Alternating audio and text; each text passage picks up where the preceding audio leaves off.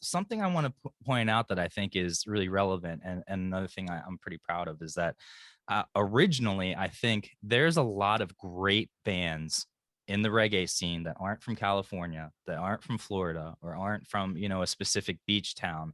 But I think the mid-Atlantic and North, actually has a great scene. And just Yeah, really quickly, a couple of these, originally the Movement, Columbia, South Carolina, but really I sure. think Jason and even maybe the drummer, why am I blanking on his name? Gary. I think they're from Philly. So they still even have that mid-Atlantic connection, even from being from South Carolina as a band. Stick Figure, obviously Massachusetts, Elovators, Massachusetts, Soja, Virginia, Sensi Trails, North Carolina, Passafire, Georgia, Ballyhoo from Baltimore, and actually Ted from Passafire is originally from Maryland.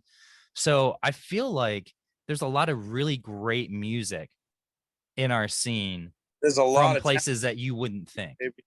Yeah, dude. It's awesome. It's really cool. And I feel like the way things have adapted with the internet and being able to get a name out there more, there's all these talented cats for like there's all these West Coast reggae bands and like early on it was a different scene.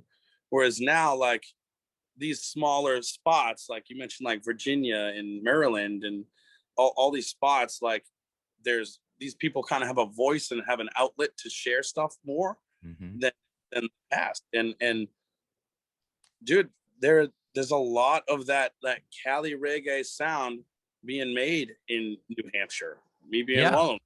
Roots of Creation. You Mm-hmm. mentioned Elevators in the South Shore of Massachusetts, like the Plymouth, Massachusetts, man. Like that's the birthplace of America. That's not SoCal, you know. It's like Yeah. it's really cool to see all these bands getting a voice finally, um, and there's a lot of awesome music to be shared that people haven't even heard yet that are going to hear, and it's more likely going to be from the East Coast, I think. Yeah. I think that's what's interesting to me is that I think it has a unique sound. I think because we're not in a beach town, it's A not little more your rock. normal. Yeah. Like even some rock in there, some pop in there. It's a little bit more mixed than just straight up like jaw reggae or even the white boy Yeah, kind of reggae stuff. But lyric content and people. Sorry, there's a plane flying over me.